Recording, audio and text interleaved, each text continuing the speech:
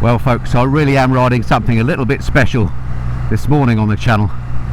Today I'm riding the BMW R12S. It's their brand new retro bike. It's a bike I've been looking forward to riding for absolutely ages since I saw it come out, because as I say, I think it's a spectacular looking motorcycle. Anyway, stick around, stay tuned. I'll tell you what I think of it in this, my first ride video.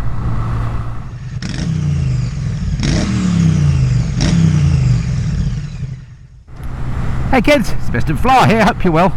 Welcome back to the channel, welcome back to another bike review. And as I say, something a little bit special, at least in my eyes it is, because I love a retro me. They are right up my street. And I think with this particular retro, BMW have knocked it out of the park in the looks department at least. I'll show you the bike in detail in a second. So yeah, what a machine this is. It's supposed to hark back to BMW's classic old R90 of the 1970s. I think that bike was around in about 1974, something like that. And it's widely seen as BMW's first sort of super sport bike back then. Well, you wouldn't call this modern interpretation a super sport bike by any means. It's very much a retro. But what they've done is taken the basis of the R1290, which I rode a few months back. They've draped it in some amazing clothing and made what I think is possibly the best looking retro you can buy today. The trouble is, it's really expensive. We'll come to that in a minute. Right, before we get on with the review in the usual way, let me show you over this beautiful bike. Now, I know beauty is in the eye of the beholder, but just look at this bike. Is that not a very attractive retro indeed?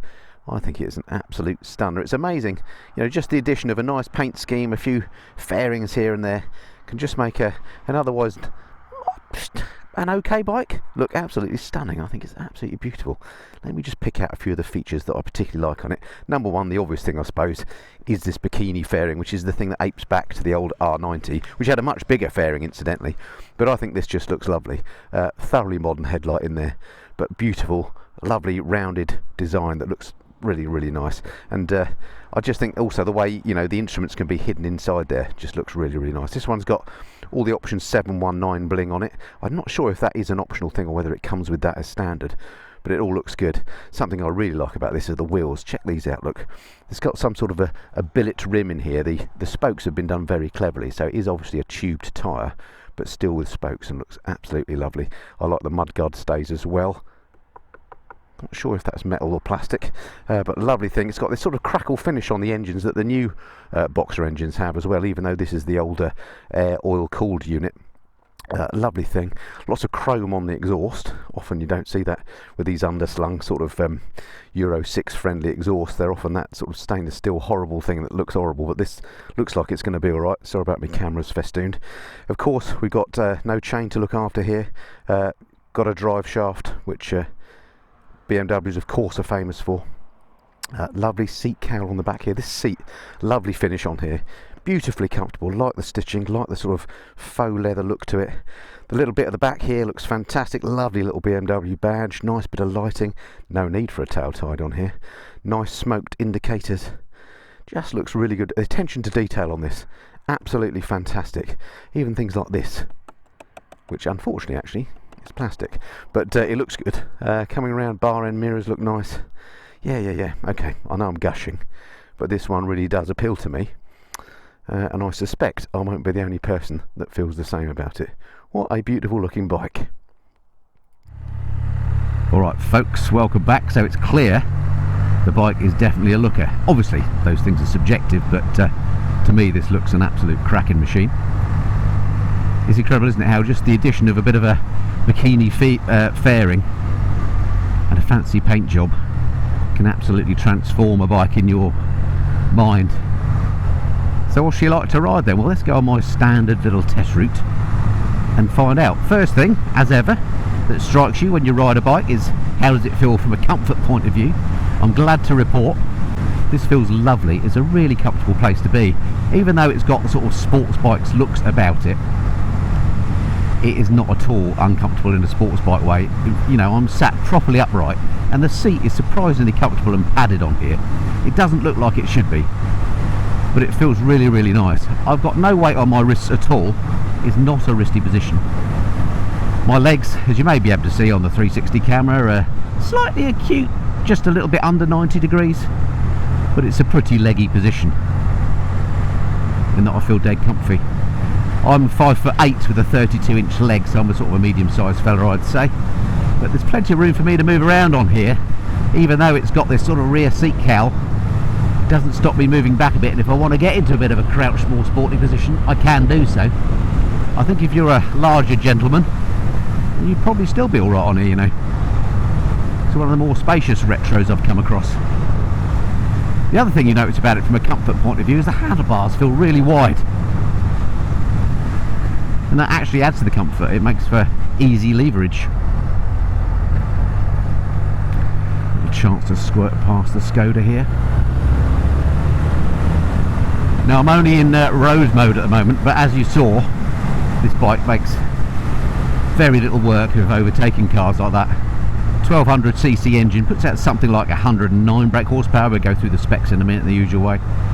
But there is absolutely no lack of go on this bike. I've got this in road mode at the moment. I tried it in dynamic as I was sort of positioning for the start of the review, and I must say the throttle was quite on-offy in dynamic mode, although it did feel like it wanted to rip my arms off. But in road mode it's got a lovely throttle response. It's not at all snatchy.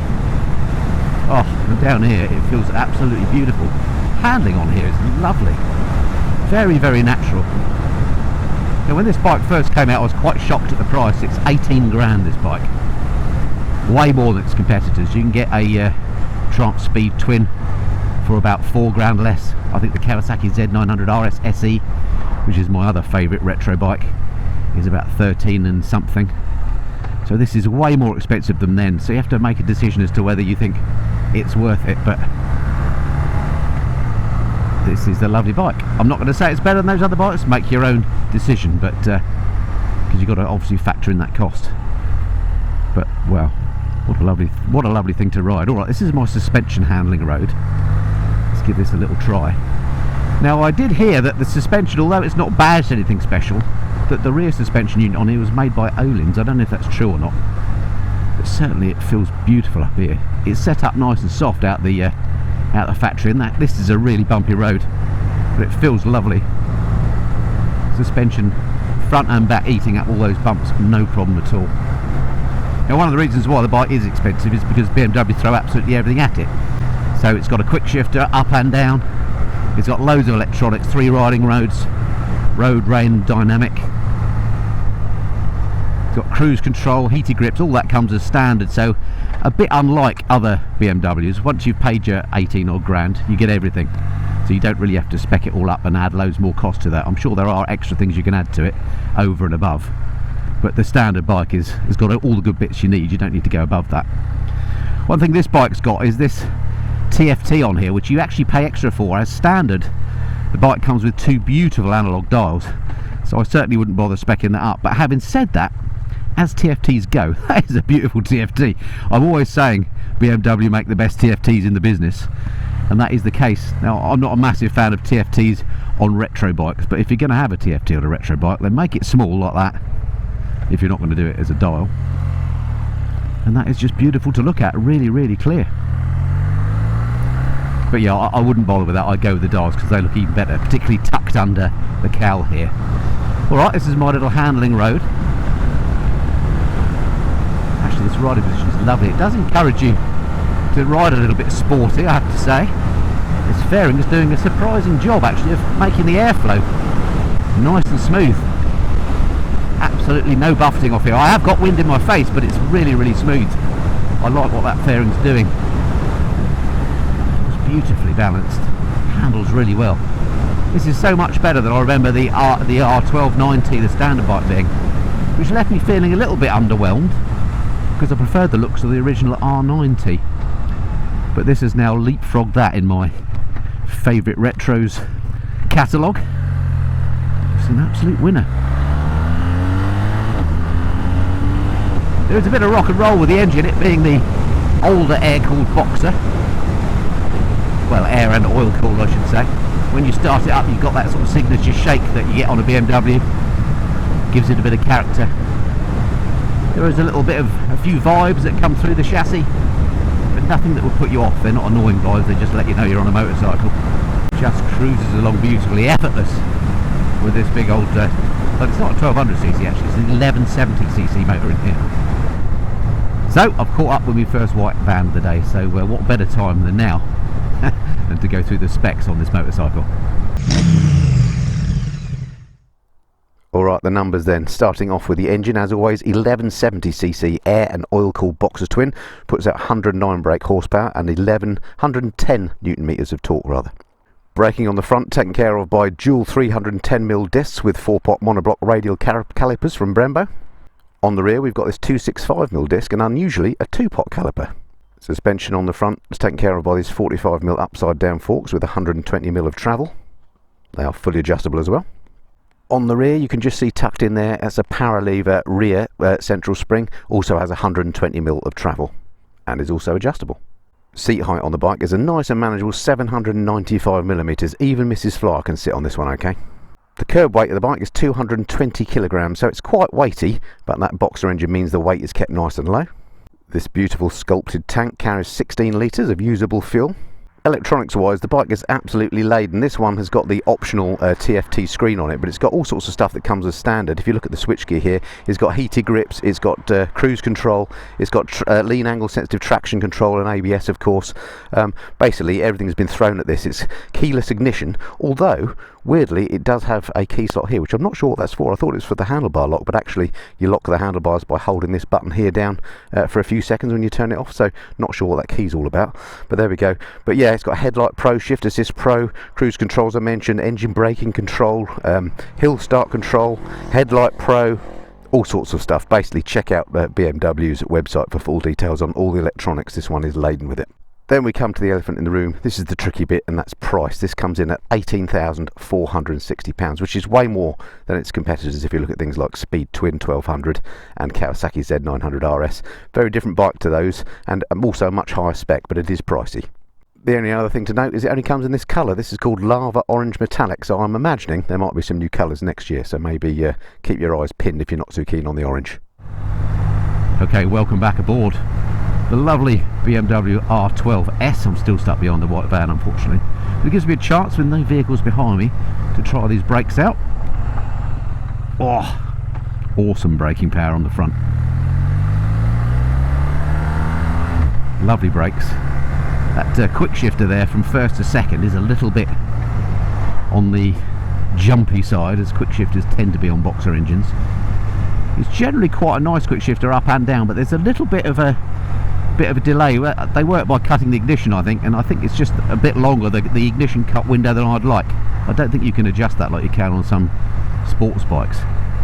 In the main, in the upper gears it works really well, but in the lower gears a little bit clunky.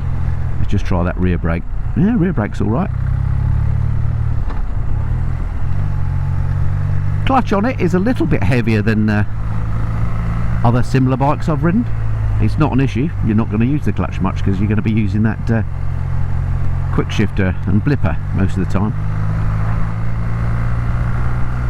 When I say it's a little heavier than other bikes, I mean it's heavier than Trance, it's heavier than my Kawasaki Z900 RS. It isn't as heavy as say a Harley Davidson, so it's still pleasant enough. Really nice. Mirrors on here, it's got these bar end mirrors. I've never seen these on a BMW before like this. Work really well, no vibration, beautiful view out the back. I do like bar end mirrors because they sort of well clear your elbows, so really good view out of these. Yeah, lovely bit of kit. Well, by the way, I'm wearing a new jacket, you may have noticed if you're eagle-eyed. This is a Holman jacket from Halverson's. I'll tell you about it at the very end if you're interested of the video. I'll do one of my little fashion segments and tell you all about the jacket, so just to let you know that's coming. Alright, well, in typical southeast style, I'm rather stuck in traffic here and I haven't got a lot of chance of overtaking it, so I might as well go through the pros and cons of the bike that I've learnt so far in this initial first ride. First off, the pros. Well, the top of this has to be the looks to me, and this is of course subjective, you may hate it, but I think this bike looks absolutely beautiful, as a motorcycle should look. It looks like a sports bike of old. It's an absolutely wonderful bit of design, so top marks, big ticks all round BMW for that. Next up, comfort on this bike. Again, for me, after the looks, probably the most important thing about a motorcycle. Is it comfortable? Are you going to want to ride it for any period of time? Well, this is as comfortable as any bike I've ever ridden, and for one that looks sporty, it's a remarkable thing. Nice wide handlebars, your legs fit in these tuck out, you know, these cutouts on the tank beautifully. The seat feels way more padded than it looks. It's a very comfortable place to be. Another massive big ticks there on the comfort front. In terms of going and stopping, well, we just saw the brakes work brilliantly, and this engine, even though now this is about 3 or 4 generations old compared to, say, the 1300 boxer that's in the likes of the GS, this engine still has bags of character and loads of grunt, thanks to its big capacity twin nature. It's a great engine, although I'm not too keen on the way it looks and the way it pokes out. It rides really nicely. So loads of grunt, loads of go on this engine. Another massive big tick there. All the important things are right on this bike. BMW have absolutely nailed it. And then the other thing, all the facilities you've got on here, things like cruise control, heated grips, is going to make touring on this bike an absolute pleasure. You could have this as your only bike and you'd be happy as Larry.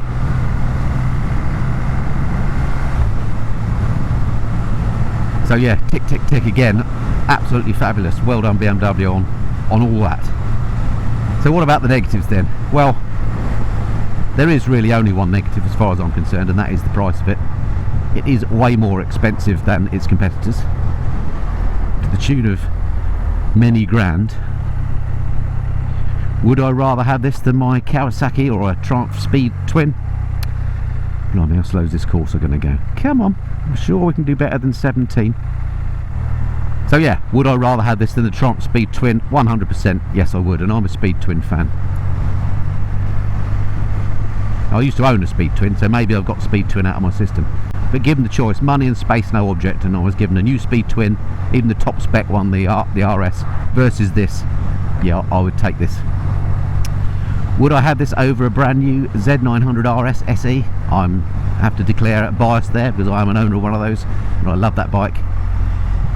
It's a tough one, you know, because I do love the 4-cylinder character. They're both very different bikes in that respect. I'd like both. I'd have it alongside. I don't think I'd have it instead of. If you take money into the equation, then I think the Kawasaki wins, because that's significantly cheaper than this bike. So I'd have that. But money no object, I'd have both of them. So there we go. That's my first ride review of the new BMW R12S. I think you can tell I'm a massive fan of it. Well done BMW, more like this please.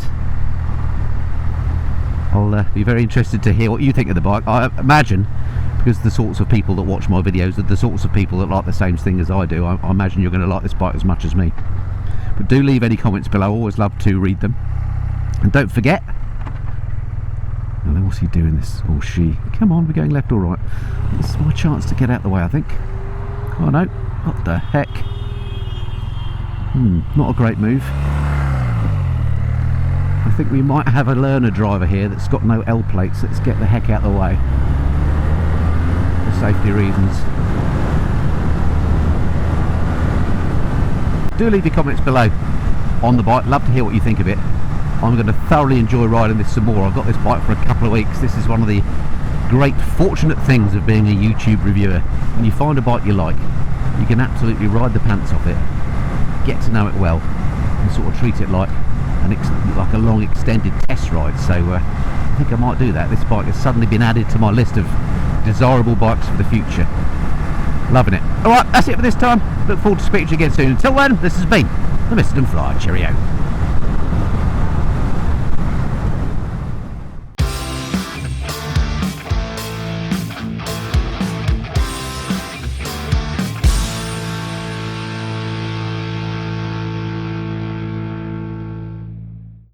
So it's been a little while since we did a fashion segment here on the Mr. Flyer, hasn't it? So thank you for sticking around to the bitter end, because I want to show you this new jacket that I've got. It's from Halverson's. It's called the Holman jacket, and I think it's great on a retro bike like this. It's sort of a wax textile thing. It doesn't feel waxy or anything like that, but it is waterproof, it's nice and light, and I think it works with bikes like this, an absolute treat. It's AA rated, so that's kind of touring spec. If A is urban, AA touring, AAA is the top spec. Well, this is AA, so mid rating, so perfectly adequate for a bike like this, I think.